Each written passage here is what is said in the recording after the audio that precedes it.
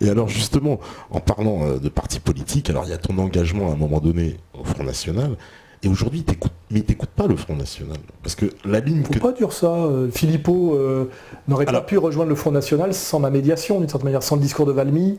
Faut pas oublier, je suis celui qui a porté le virage du Front sur la question économique et sociale. C'est important, la question économique et sociale. C'est fondamental en politique. Vrai, ouais. Et ce virage antilibéral, nationaliste cohérent, c'est-à-dire pro-étatique, c'est-à-dire pas anti-fonctionnaire, etc., parce qu'on ne peut pas être nationaliste quand on ne veut pas de fonctionnaires. Il faut un État, il faut qu'il y ait un appareil d'État, il faut que ça fonctionne, il faut un corps de fonctionnaires. Sur des tas de sujets, j'ai réussi à insuffler la bonne ligne, et je le dis, si je n'étais pas passé par le Front à un moment donné, Philippot n'aurait pas pu y rentrer. Philippot, il est rentré sur ma ligne, c'est un néo-gaulliste en réalité. Alors sur la ligne réconciliation nationale avec les musulmans, patriotes, etc., effectivement, ça n'est pas passé, même s'il y en a qui sont sur cette ligne-là au front, faut pas rêver. Mais c'est pas passé parce que Marine Le Pen n'a pas la culture. Mais elle jette de l'huile sur le feu. Elle n'a pas la culture, elle n'est pas cultivée d'abord. Elle ne sait pas ce que c'est que le monde musulman, c'est complexe, elle mélange tout. Et puis il y a tout un vieux fond droitard, pied noir, PACA, au front, pour qui la grande souffrance c'est d'avoir été chassés d'Afrique du Nord et qui veulent se payer, qui ont la haine du bougnoul, parce que non seulement ils ont été chassés d'Algérie, mais en plus les IVA les emmerdent à Perpignan, donc ça c'est la ligne Alliot. Eux ne veulent absolument pas de réconciliation nationale. Et puis il y a tout le côté, je dirais, très efficace politiquement du ralliement du front au républicanisme, qui est en fait une idéologie maçonnique et qui les amène tout droit vers le PS en réalité, mais qui est efficace, qui dit on est républicain, etc., qui les empêche de comprendre mon concept du front de la foi, c'est-à-dire de défense des spiritualités, et de montrer que si l'islam est attaqué aujourd'hui, comme le catholicisme a été attaqué hier, par cette religion que Payon a parfaitement assumée récemment, là, qui est la franc-maçonnerie. Et que de ce point de vue-là, Marine Le Pen, tous les slogans qu'elle reprend pour rassurer les lecteurs sont des slogans maçonniques. La République, les droits de l'homme, machin, etc. Donc, disons que mon positionnement est un positionnement d'avant-garde, un peu complexe, qui est d'avenir à mon avis même pour le Front, mais qui prend du temps. Et comme le Front est dans une logique électoraliste, c'est du coup par coup, c'est la discussion que j'avais eue avec Le Pen. Il m'a dit Alain, tu as raison, mais nos électeurs sont... C'est un peu trop subtil pour nos électeurs. Et moi, j'avais dit, j'ai bien conscience que cette ligne, gauche du travail, droite des valeurs, réconciliation nationale, est une ligne d'avenir, mais sur 15 ans, pas sur 3 mois. On peut pas. Moi, je suis sur quelque chose sur le sérieux, sur le solide. Et à un moment donné, il faut accepter de perdre du monde en route. Il y a des changements de cap, etc. Mais je pense que c'est ma ligne réconciliation nationale, gauche du travail, droite des valeurs, front de la foi, tous ces concepts que j'ai lancés, nationalistes de tous les pays, unissez-vous, etc. Tous ces concepts sont les bons concepts pour un parti politique aujourd'hui, j'en suis sûr. Et le Front, on a repris un certain nombre. Il ne les a pas tous repris. Voilà. Et c'est pour ça d'ailleurs que je m'en suis éloigné. Et moi ce que je dis, c'est que je fais pression de l'extérieur sur le front pour essayer qu'il soit le plus proche de cette ligne qui me paraît la meilleure. Et de temps en temps, il y a des déceptions, puis de temps en temps, il y a aussi des bonnes choses. Par exemple, le front, sur l'affaire Dieudonné, les seuls qui ne soient pas hystériquement jetés sur Dieudonné, c'est les gens du Front National. Même Alliot s'est tenu correctement même Alliot. Et c'est les seuls qui se soient tenus correctement sur l'affaire Dieudonné. Voilà, donc... Mais alors ce qu'on leur reproche, par exemple, c'est sur l'Union Européenne, par exemple, que le Front National n'est pas assez clair. Par exemple, moi je me souviens que... Mais ça c'est parce que tu viens de chez Asselineau, toi. Un peu, c'est vrai. Tu sais, moi je répondrais de façon... Alors, allez-y. Ce qui compte, c'est de prendre le pouvoir. Quand tu veux prendre le pouvoir, il est peut-être pas très malin d'annoncer exactement tout ce que tu comptes faire à tes ennemis. Asselineau qui dit tout, et qui est un très bon conférencier, un très bon analyste, et la preuve, par sa manière même de s'exprimer, qu'il ne comprend rien à la politique et qu'il ne fait pas de politique en réalité. Ce n'est pas un politique. Quand tu fais de la politique, tu dis pas tout. C'est comme les gens qui disent oui, monsieur Soral, c'est bien joli l'animation culturelle, la contre-culture, etc. Mais qu'est-ce qu'on fait concrètement pour reprendre le pouvoir ? Si tant est que j'avais une idée pour prendre le pouvoir réellement, vous pensez bien que je ne vais pas aller le dire dans les médias en disant on va faire ci, on va faire ça. Et un type qui prépare un coup d'État, il dit attendez les gars, demain à 8h on va prendre l'Elysée, puis après on va prendre la maison de la radio, et je sais pas trop quoi. Donc, mais est-ce qu'elle le fera aussi une fois arrivée au pouvoir parce que... En tout cas, ce qui est sûr, c'est que Marine Le Pen a plus de chances d'arriver au pouvoir qu'Asselineau. Et que si Asselineau était cohérent, il rejoindrait le Front National, et il aiderait le Front National à améliorer, à clarifier sa ligne sur la question de l'Union Européenne. Or, en fait, ce qu'il fait en permanence, c'est tirer sur le Front National. Or, il y a d'autres choses à faire que de tirer en permanence sur le Front National quand on prétend s'opposer au système. Le Front National, c'est pas le système, c'est le seul parti qui, bon an mal an, pour des raisons historiques, accidentelles, etc., a démontré quand même, par 40 années, qu'il était plutôt un parti que le système n'aimait pas et dont le système se méfiait. Il y a quand même l'histoire, alors ça je sais pas ce que tu en penses, toi tu crois pas trop à l'histoire du financement par Pierre Sérac de la secte Moon. Mais Le Pen est allé chercher de l'argent partout où il a pu pour solidifier son mouvement. Et l'important, c'est d'être financé par plusieurs personnes et que ça s'équilibre. Il est allé chercher aussi de l'argent en Irak, chez Saddam Hussein. Donc, Le Pen étant bloqué en France par le lobby dominant qu'on a identifié tout à l'heure, et ce lobby dominant interdisant le grand patronat de financer Le Pen ou de le soutenir, les loges barrant aussi Le Pen, à un moment donné, il a fallu qu'il aille chercher l'argent où il pouvait. Et je pense qu'à un moment donné, il a dû accepter de l'argent de gauche et de droite, etc. Mais c'est pas parce qu'il a accepté de l'argent, peut-être même de la Secte Moon qui est proche de la CIA, que d'un seul coup, le Front National devient une annexe de la CIA. C'est très bête, c'est du monodéterminisme. Et je rétorquerai à Célineau que lui, il a travaillé pratiquement toute sa vie pour Pasqua, qui est la CIA. Je veux dire, Pasqua, c'est de l'atlantisme intégral. Ouais, il le dit maintenant.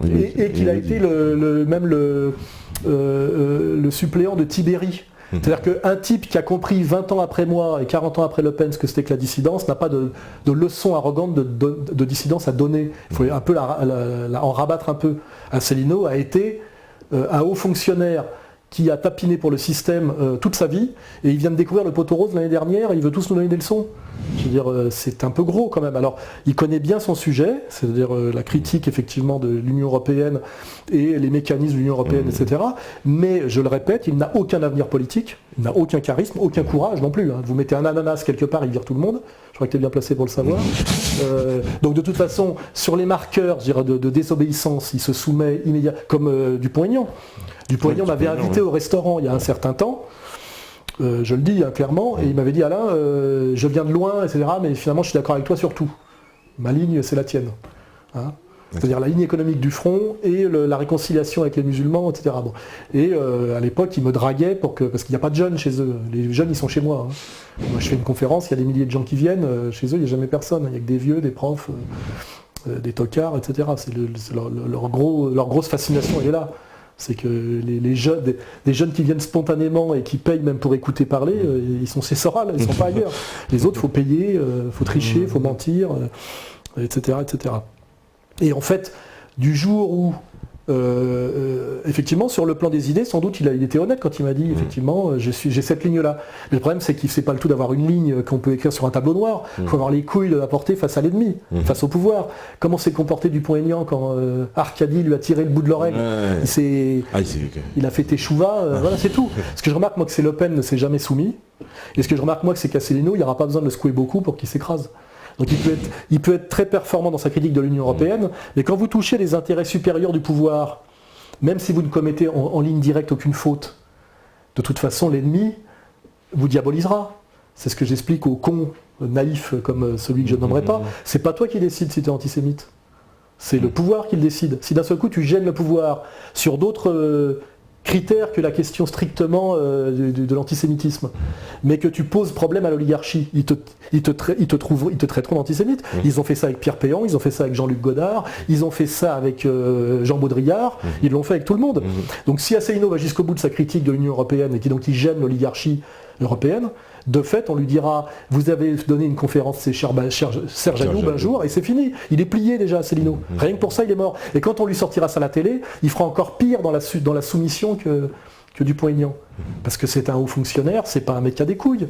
Le Pen, moi je sais ce que c'est qu'un homme et puis un prof. Pour faire de la politique, il ne faut pas être juste un prof, il faut être aussi un homme. C'est tout, je vais être clair. L'autre, c'est sûr que le pouvoir fait ça et il se couche. C'est tout. Et ça, c'est pour ça que je ne supporte pas que des gens comme ça attaquent Le Pen. Le Pen, on peut lui reprocher des tas de choses. Une certaine vulgarité à une certaine époque, un certain libéralisme économique, c'était pas... Oui, quand il se prenait pour Reagan. Oui, mais d'accord, mais c'est pas une question qu'il connaît très bien, l'économie. Lui, il était pro-républicain, parce que antidémocrate, sur la question américaine, c'était pas si incohérent que ça, quand on comprend ce que c'est que la gauche et la droite aux États-Unis. Mais malgré tout, il a toujours pris le système dans la gueule, ce qui est un marqueur permanent. Quand le système vous attaque systématiquement, met toujours des photos de vous sur les journaux, vous avez une sale gueule, jamais une photo, vous avez une bonne tête. vous diabolise systématiquement, vous attaque systématiquement, etc., c'est que quelque part vous gênez et que vous faites réellement un travail. On voit très bien que le traitement réservé à Besancenot n'est pas le même qu'à Le Pen. Voilà, Le Pen n'est pas dans le gala comme un des 10 hommes politiques les plus séduisants ou je sais pas quoi. Non mais ils prennent quand même avec Marine beaucoup d'argent de l'Union Européenne quand même en tant que député. C'est la moindre des choses. Très bien payés. Oui, mais pourquoi? Je veux dire, quand on combat le système, on n'est pas obligé non plus de. Il faut savoir s'en servir à minima. Parce que, mais ils ne peuvent pas dénoncer. Est-ce que c'est cohérent? Parce que comme je reprends... il ne s'est pas présenté à Céline aux européennes, là? Ah si, c'est présenté. Alors il s'est présenté, il a même présenté cette liste. Oui, il a fait 0. Ce qui compte, c'est que les gens qui me disent c'est mieux l'UPR que le Front parce qu'ils sont plus cohérents et plus précis sur la sortie de l'UE, je dis la différence, c'est que Asselineau, il fait 0 aux élections et le Front fait 25. Donc Asselineau, ce qu'il devrait faire, c'est aller au Front. Rejoindre le Front, comme l'a fait Robert Ménard. Ça serait ça pour aider, voilà. Or, il attaque le Front en permanence, et moi les gens qui me disent l'UPR c'est mieux parce qu'il y en a, je dis ouais, mais l'UPR fait 0,5, pour qu'ils arrivent à 25%, il faudra 40 ans. En admettant que, parce que c'est ça qu'il faut pour qu'un parti s'unionise. Dans 40 ans, on sera tous morts, Asselineau y compris, et de toute façon la question sera totalement autre. C'est maintenant qu'il faut agir et être efficace. Et je suis de dire, quand on s'inscrit dans une logique de politique politicienne, de politique électoraliste, ce qui n'est pas la mienne, le seul parti que le système n'aime pas et qui cogne contre le système et qui pèse, c'est le Front National, c'est une réalité. Donc si, à un moment donné, on doit mettre un bulletin de vote pour essayer de peser dans cette logique-là de l'électoralisme, je dis, votez Front National. Mais moi, par exemple, j'ai pas voté les dernières élections. Là. Donc je dis pas, vous devez le faire. J'ai dit, si vous êtes dans une logique électoraliste anti-système, je suis désolé, ce qui me paraît le plus cohérent, c'est le vote Front National. Voilà. Mais après, ça ne veut pas dire que j'adhère entièrement, que je ne trouve pas qu'il y a des erreurs de commises, qu'il n'y a pas des hypothèques et des non-dits. Je veux dire, pour savoir ce que Marine Le Pen fera quand elle aura pris le pouvoir, il faut qu'elle le prenne d'abord. On n'aura jamais la... Moi, les gens me disent, qu'est-ce qu'elle fera quand elle aura pris le pouvoir? Comment puis-je le savoir? J'en sais rien, moi. Elle-même, peut-être, ne le sait pas. Mais on lui reproche son entourage aussi, c'est-à-dire que, tu sais, on a l'impression que Marine Le Pen, il y a autour d'elle certains francs-maçons. Oui, il y en a moins qu'ailleurs, c'est ce que je vais vous dire. Il y a des sionistes. Elle s'est entourée, dans un but de dédiabolisation, elle s'est entourée de gens qui n'auraient jamais pu mettre les pieds au front du temps de Le Pen père. Voilà. Mais c'est parce que ça s'appelle la dédiabolisation. Voilà, bon. Et il y a effectivement un ou deux francs-maçons, un ou deux sionistes, mais ce que je dis, c'est que c'est le parti où il y en a le moins. Dans les autres partis, il faut être maçon et sioniste pratiquement pour être cadre. Voilà, donc c'est pas... quand on réfléchit dans la politique politicienne, c'est du billard à 3 bandes. Je veux dire, c'est pas sioniste ou pas sioniste. C'est quels sont vos réseaux, quelles sont vos allégeances, quels sont vos alliés prioritaires et secondaires, quels sont vos ennemis absolus, etc., etc. Enfin, c'est du Carl Schmitt. Et de ce point de vue-là, je dis que le Front est le parti le moins sioniste de France. D'abord parce que les sionistes n'en veulent pas. Et parce qu'historiquement, effectivement, c'est eux qui ont le plus de casseroles. Et que voilà, donc en France, il n'y a pas de parti totalement radicalement antisioniste. Il n'y en a pas. Il n'y en a plus. Non, il n'y en a plus. Il n'y en a pas, mais il n'y en a même pas à gauche. Il n'y en a même pas à l'extrême gauche, c'est fini. Le NPA, ils font semblant d'être antisionistes. C'est du faux antisionisme. C'est du antisionisme où tu vires tous les antisionistes cohérents. C'est de l'antisionisme validé par le Congrès juif mondial.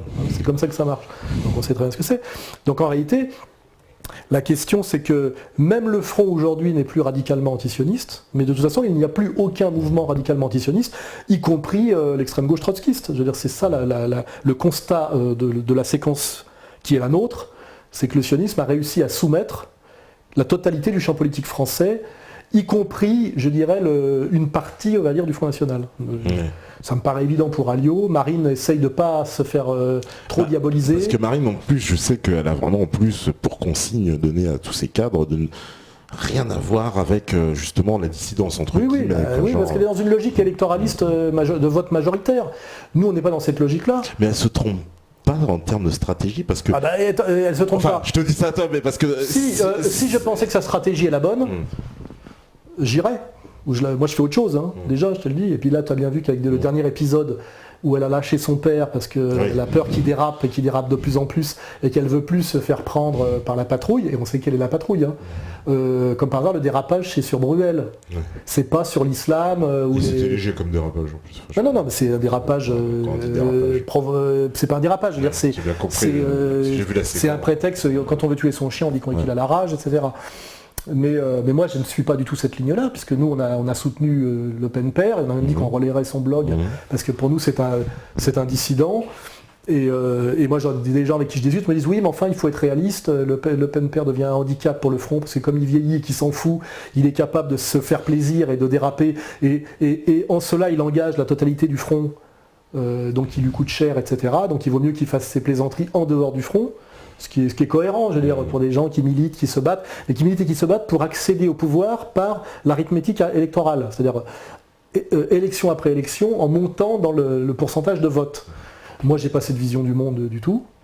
Je m'en fous, ça m'intéresse pas. Je pense que si d'un seul coup le pouvoir bascule en France, ça sera peut-être pour dire de façon beaucoup plus insurrectionnelle, et que peut-être la bascule se fera pas par les élections, et que si la bascule doit se faire par les élections, le pouvoir se débrouillera pour annuler les élections, les abroger ou les frauder intégralement, comme aux États-Unis avec le vote électronique. Mais bon, c'est la stratégie du Front National, de Marine Le Pen.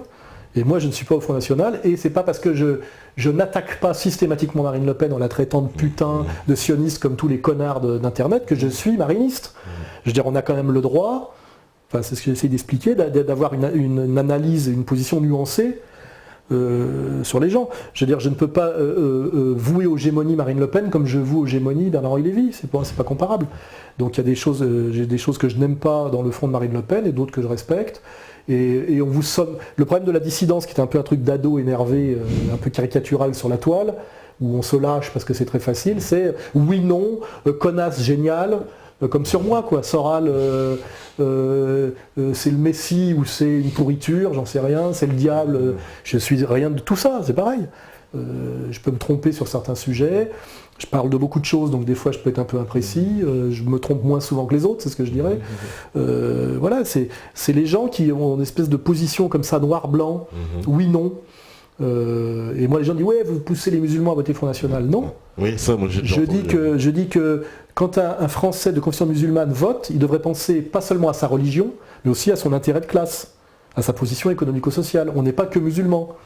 On est ouvrier musulman, on est fonctionnaire musulman, on est petit bourgeois musulman, on est petit commerçant musulman.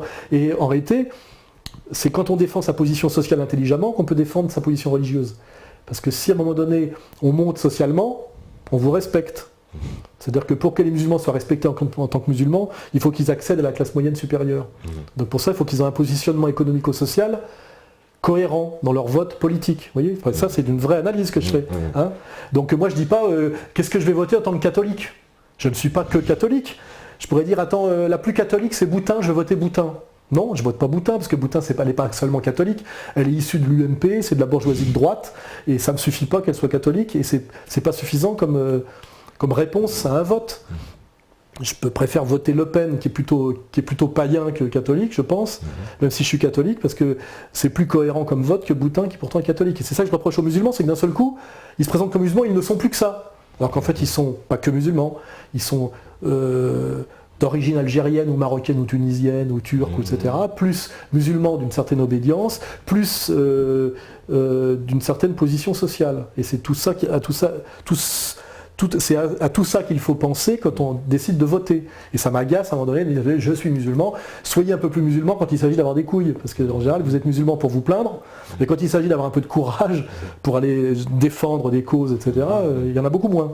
Sur Dieudonné, là j'ai vu parfois, je vais prendre un exemple, 4 ou 5 fois j'aurais dû faire une conférence commune avec Ikoussen vers Roubaix. Il s'est déballonné à chaque fois. Parce qu'il a beau être musulman, il dépend de la municipalité pour sa salle.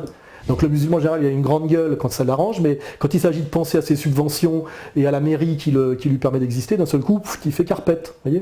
Donc c'est tout ça qui m'agace profondément, parce que je vis tout ça, je connais tout ça. Donc je dis, pour pouvoir ramener votre gueule en tant que musulman, déjà soyez un musulman avec une vraie dimension. Alors vous êtes souvent musulman quand ça vous arrange, hein, pour vous plaindre. Pour vous plaindre de l'islamophobie, etc. Mais c'est toutes ces. Alors évidemment, ça fait pas plaisir quand je dis ça. Je suis pas là pour faire plaisir. Hein. Quand je parle avec des mecs du front, je fais que les critiquer. Quand je parle avec un musulman, je fais que le critiquer. Quand je suis avec Dieudonné, je fais que critiquer ce qui peut incarner son entourage.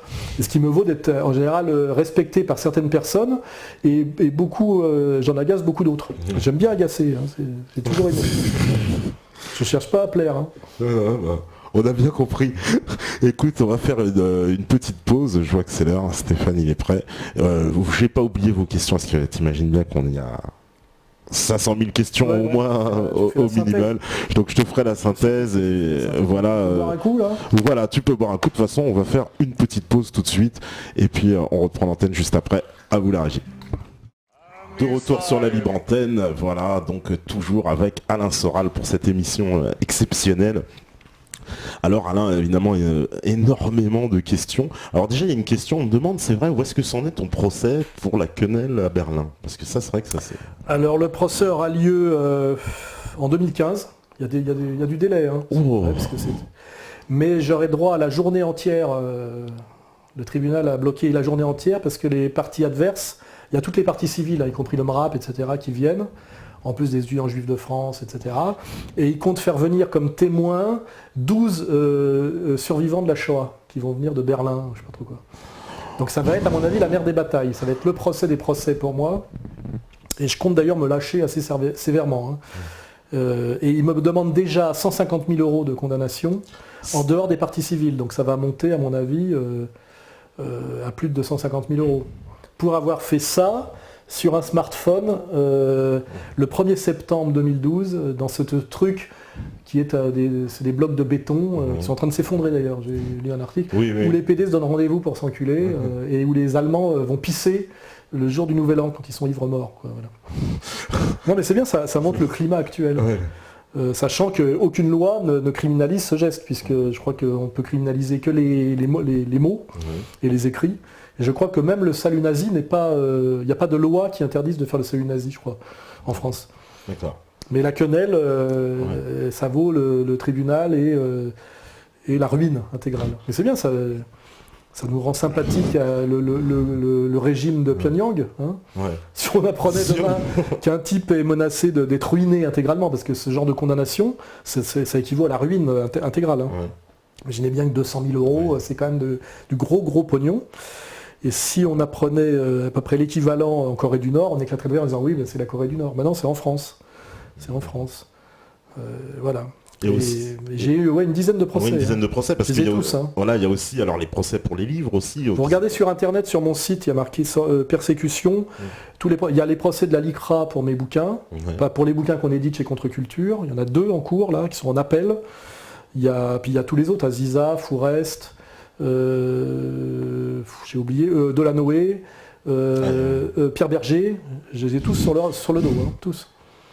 C'est pour ça que je fais moins de vidéos du mois, parce que les types maintenant font éplucher mes vidéos par des avocats, et maintenant on peut porter plainte pour tout et n'importe quoi, donc il suffit que je cite leur nom à un moment donné, et je suis envoyé au tribunal avec constitution de partie civile, ce qui veut dire que non seulement je suis envoyé au tribunal, mais je reçois des convocations de police et de juge d'instruction, où je suis obligé en théorie de me rendre chez un juge d'instruction, parce que Caroline Fourest a porté plainte, parce que j'ai relayé sur le site Égalité et Réconciliation un article d'un autre média démontrant qu'elle a bidonné une interview quand elle a fait son espèce d'émission sur Arte. Donc il y a un journaliste qui fait bien son travail, qui démontre qu'il a bidonné une interview. Moi je relais ça sur le site et elle porte plainte contre moi avec constitution de partie civile et je suis automatiquement convoqué par un juge d'instruction et par la police.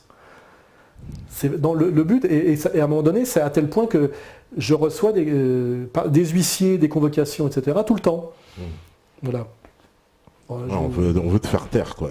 Oui, c'est ça. Le truc, c'est de vous terroriser, de vous épuiser, de vous ruiner. Hein, c'est le travail, et c'est celui-là. On ne vous apporte jamais aucune contradiction. Là, j'ai été convoqué chez la police par un gardien de la paix, et je dois. La question, c'est pourquoi j'ai édité 5 bouquins chez Contre-Culture, dont Le Salut par les Juifs de Léon Bloy. C'est un ouvrage majeur d'un des grands polémistes et d'un des grands stylistes de la fin du 19e siècle. Et à un moment donné, pour avoir réédité ce livre, je suis convoqué. Je dois être interrogé par un gardien de la paix. Le pauvre, le mec, c'est n'importe quoi. C'est la France actuelle. Parce que les organisations de la communauté juive ont décidé qu'elles n'étaient pas contentes que je réédite ces bouquins, qui font partie du patrimoine français, et qui sont réédités par 4 ou 5 autres éditeurs, autres que moi. Et ils ont décidé que Soral n'avait pas le droit, lui, de rééditer ces livres-là. Il n'y a pas de base légale, hein, c'est totalement illégal. On est dans la lettre de cachet, on est dans la dictature intégrale. C'est complètement... C'est en dehors du droit. Voilà, il y a une espèce d'association qui décide... Oui, oui. Et alors, ils m'interdisent d'éditer le dictionnaire de Blanc-Rue, qui est un dictionnaire de citations. Et ils décident que 5 autres bouquins ne peuvent être édités que si j'enlève des passages. Oui, des passages. Et c'est les avocats à l'ICRA qui décident ce qu'il faut enlever. C'est-à-dire qu'ils peuvent aussi enlever des morceaux des pièces de Shakespeare, des œuvres complètes de Voltaire, etc. etc. C'est n'importe quoi, c'est-à-dire qu'il va falloir qu'on se fâche à un moment donné, parce que là on est sorti totalement de l'état de droit. Et je suis condamné en première instance contre l'avis du procureur et du parquet. C'est-à-dire que c'est le CRIF et son bras armé, la LICRA, et son autre bras armé, les étudiants juifs de France, vous verrez qu'il y a toujours les trois, avec après ceux qui tapinent quand on leur demande de tapiner, comme le MRAP, la Ligue des droits de l'homme, etc., partie civile, c'est eux qui décident aujourd'hui de ce que vous avez le droit de dire et de ne pas dire. Point, c'est tout. Il n'y a plus de droit, il n'y a plus d'état de droit, la jurisprudence est bafouée. Et Jakubowicz se vante de dire oui, mais de toute façon, on a interdit ça parce que c'est Soral. C'est-à-dire qu'on admet que c'est une loi d'exception valable uniquement pour moi. C'est absolument contraire au droit en France qu'un bouquin qui est réédité ne puisse pas l'être par moi, mais puisse l'être par les autres, par Hachette, par 10-18, etc. Parce que moi, non. C'est illégal, voilà. C'est-à-dire qu'aujourd'hui, le tribunal, sous la pression de la toute-puissante communauté juive organisée, rend des jugements illégaux. En plus, c'est en appel cette affaire. Oui, c'est en appel. Alors, en appel, c'est plus sérieux qu'en première instance, mais tout ça coûte cher. Et puis en attendant, j'ai pas le droit de les vendre, ces bouquins-là. Ils ont été retirés de la vente. Et puis si c'est confirmé en appel, il faut que j'aille après cassation, et puis après au niveau européen. Ouais. Souvent, mais ça prend 5 ans. Non, c'est de la persécution pure. Dans un régime de totalitarisme pur, quoi. Et dont, effectivement, quand on tire le fil, qui est-ce qu'il y a derrière? La communauté juive organisée. Et toujours pourquoi? Pour antisémitisme. C'est-à-dire que toute insoumission, quelle qu'elle soit ironique, parce qu'en plus, on ne fait jamais que de l'humour noir parfois, c'est condamné pour antisémitisme. L'exemple le plus frappant et le plus terrifiant, qui laissera des traces et qui a fait jaser quand même, c'est l'histoire du Conseil d'État avec le spectacle de Dieudonné à Nantes, quoi. Là, on est dans l'illégalité totale. Ça veut bien dire qu'aujourd'hui, le tout-puissant lobby sioniste, on va l'appeler comme ça, a pris totalement le contrôle de l'appareil d'État français. Et qu'il dicte sa loi, en fonction de ces critères qui sont la soumission totale à son arrogance. Voilà, son quant à soi. Parce que c'est une espèce de chape de plomb. À partir d'un moment donné, enfin au niveau de l'élite, il n'y a plus personne, il n'y a que des sionistes, il n'y a plus d'antisionistes. Les autres, ils ont peur. En privé, ils disent tous, on est d'accord avec vous, on le sait, etc. C'est-à-dire que le jour où ça va chauffer, ça va se passer comme en 40. Il y a tous les soi-disant mecs qui est membres de l'ALICA et qui avaient voté Front Populaire vont se retrouver à Vichy pour proposer leur service à Pétain. Il faut lire, parce que je vous garantis que les 3/4 qui tapinent aujourd'hui, et qui même me crachent à la gueule officiellement, le jour où le rapport de force va basculer un peu, ils vont basculer très vite. Ils ne le font pas par conviction, ils le font avec un flingue sur la tempe souvent, par peur de perdre leur boulot, et humiliés souvent. Imaginez bien qu'un Ardisson, aujourd'hui qui fait le sionnard et le flic pro-CRIF, le fait pas par plaisir. Il a fallu bien l'humilier et le soumettre pour ça. Et le jour où ça a basculé de l'autre côté, il va se venger. Je le connais le pépère. C'est pour ça que c'est un peu inquiétant ce qui se passe en ce moment, parce que à terme, moi je peux m'inquiéter personnellement, mais les organisations communautaires juives aujourd'hui sont en train de créer un climat de tension qui peut être très préjudiciable à terme pour ce que j'appelle les juifs du quotidien. Voilà, c'est pour ça que je rappelle toujours que je ne confonds pas les deux. Je combats le lobby sioniste et je dénie le droit aux lobby sionistes de représenter les juifs. C'est les deux combats qu'il faut mener en même temps. Je veux dire, Kuckerman, je l'emmerde, mais en plus je pense qu'il n'a pas le droit de parler au nom des juifs, et il les met en danger. Quand il ramène sa fraise à tout va. Il a décrété récemment que j'étais un pseudo-intellectuel. En vertu de quoi il peut décréter ça, Kuckerman? C'est un ancien cadre de la banque Rothschild. Je veux dire, il a une formation intellectuelle sérieuse, il a fait de la philosophie, de la sociologie. À un moment donné, qui est Kuckerman? D'où vient son magistère moral? D'où vient son autorité? D'où vient son pouvoir? Il représente officiellement une personne sur 6 d'une communauté dans un pays où on ne reconnaît pas l'existence des communautés sur le plan institutionnel. Donc il représente logiquement, officiellement, rien. Il représente 100 000 juifs, c'est-à-dire un communautarisme, dans un pays où les communautés n'ont pas d'existence légale, je vous le rappelle. Donc il ne représente rien. Donc je dis à Kuckerman, je t'emmerde, tu ne représentes rien. Et puis si tu as le pouvoir de me faire condamner, il faudra donc que les Français comprennent qu'en réalité, la démocratie n'est plus la démocratie, la République française n'est plus la République française, et qu'on est passé à une dictature qui ne dit pas son nom. Et moi, je fais en sorte que les gens comprennent ce qui se passe en ce moment, comprennent qui est Kuckerman et d'où vient ses pleins pouvoirs. Donc plus il insiste contre moi, plus de Français comprennent effectivement son illégitimité. Et puis ils apparaissent au grand jour, j'ai l'impression que les masques tombent de plus en plus. Ils revendiquent leur arrogance et leur pouvoir. Voilà. Quand ils ont fait interdire le congrès de la dissidence et tirer au canon à eau sur des gens, des Jacob Cohen, des Pierre Hillard, etc., ils ont bien revendiqué que c'était eux qui avaient fait ça. Donc que tout le monde sache bien qu'eux ont les moyens de faire ça. C'est très dangereux. Je veux dire, ces gens-là manquent de... Il y a quand même 2500 ans d'histoire récurrente qui devrait quand même les alerter sur certaines répétitions d'erreurs qui amènent aux mêmes conséquences. C'est marrant que comme disait Céline, ils ne sont pas fins, ils sont lourds. Ils prétendent à l'intelligence, sur certains plans, ils sont arrogants, organisés et systématiques, haineux, mais pas très intelligents, parce qu'à un moment donné, je ne suis pas sûr qu'ils pourront soumettre éternellement 99% de la population uniquement par le mensonge et la menace. Parce que dans quand tu reprends un peu, si tu veux, la genèse du mouvement antiraciste, dans les années 80, au départ, il y a beaucoup d'aujourd'hui des actuels sionistes, des Bernard-Henri Lévy.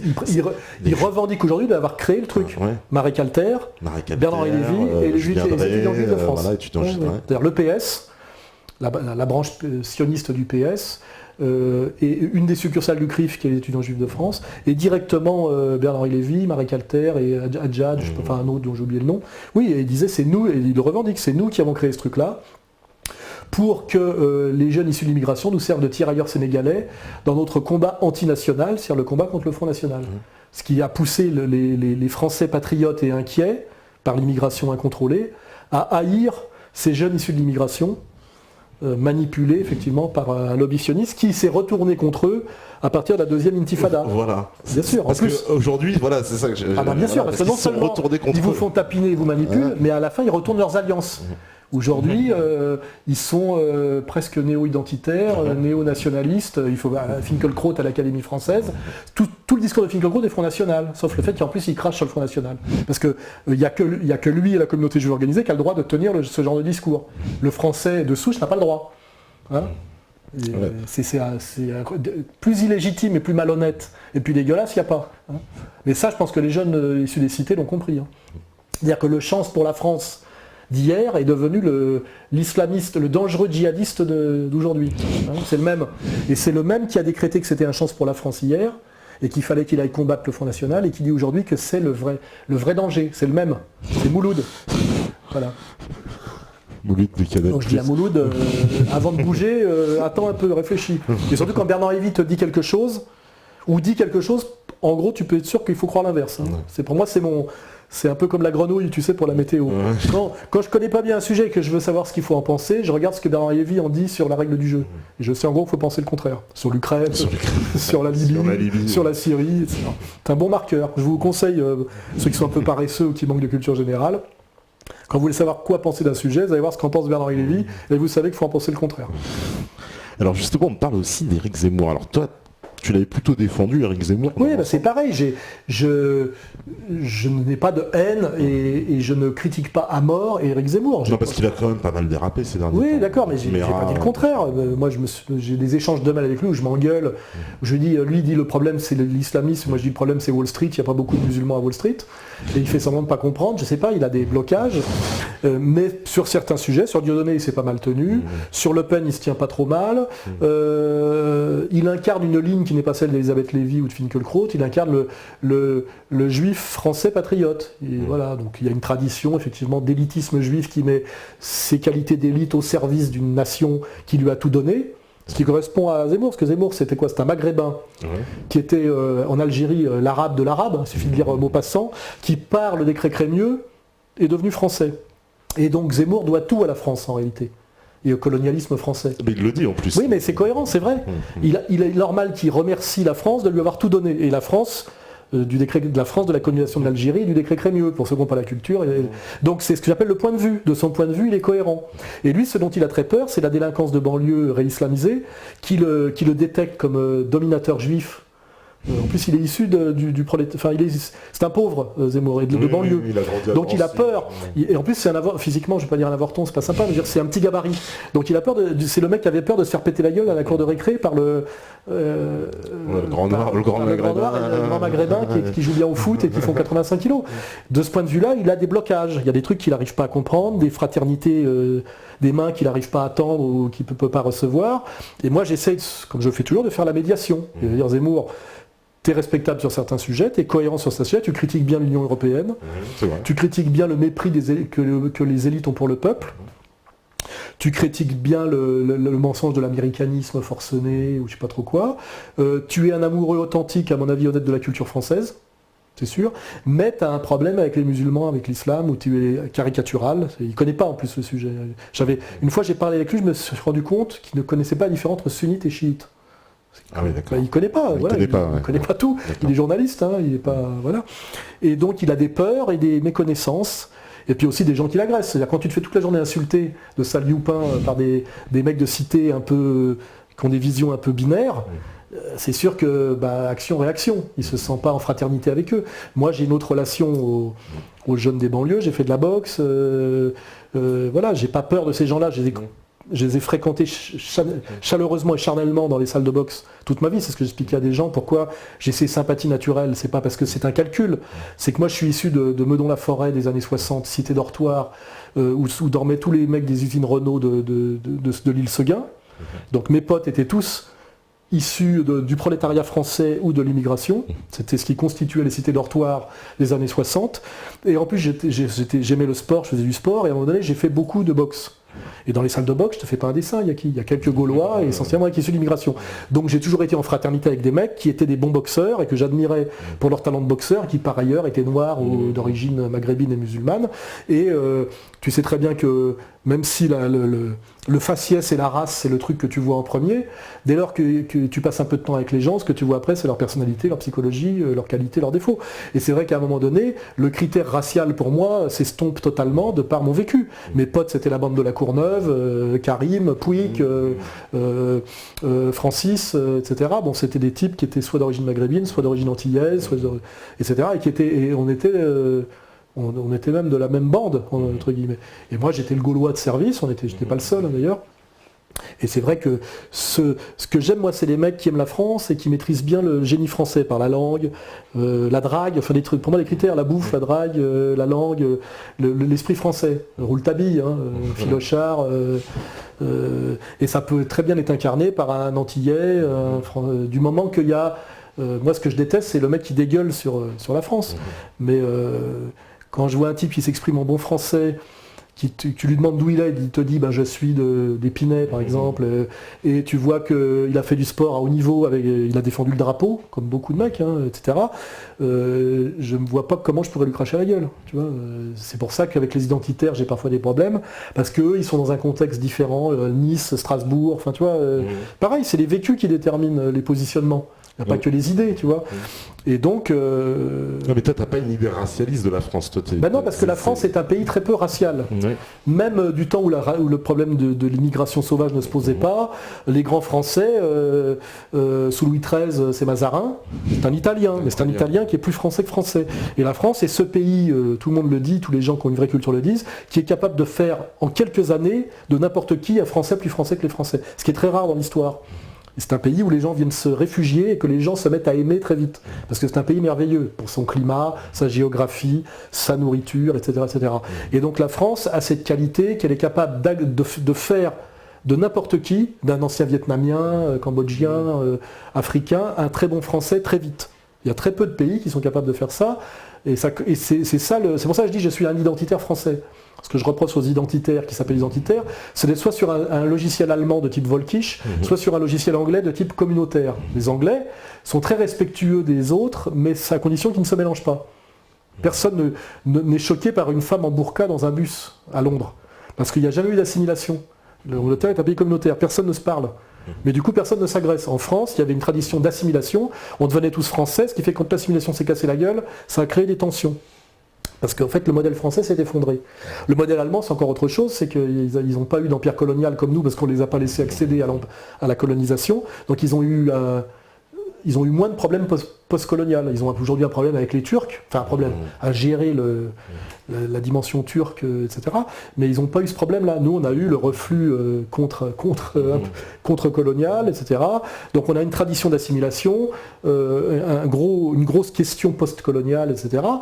Et je dis, la France a les moyens de gérer cette question parce qu'on est un pays dont la tradition est d'être capable de faire très vite, en très peu de temps, de n'importe qui un très bon français. On l'a vu avec les Polonais, avec les Portugais, avec les Espagnols. C'est vrai que ça s'est fait totalement. C'est plus difficile en ce moment avec les Maghrébins. C'est vrai que on continue à parler d'immigrés alors que ces équipes sont là depuis 3-4 générations. Mais ça veut bien dire qu'il y a un ratage quelque part. Il faut y réfléchir, il faut améliorer. Il y a des responsabilités de part et d'autre. Nos amis de la communauté ont beaucoup fait pour que ça se passe mal. Hein, ça, je le ferai remarquer. Hein. Les éducateurs trotskistes et nos élites ashkénazes de la gauche trotskiste ont beaucoup fait pour que ça se passe mal. C'est pour ça que c'est bien qu'ils aient plus trop accès au dossier.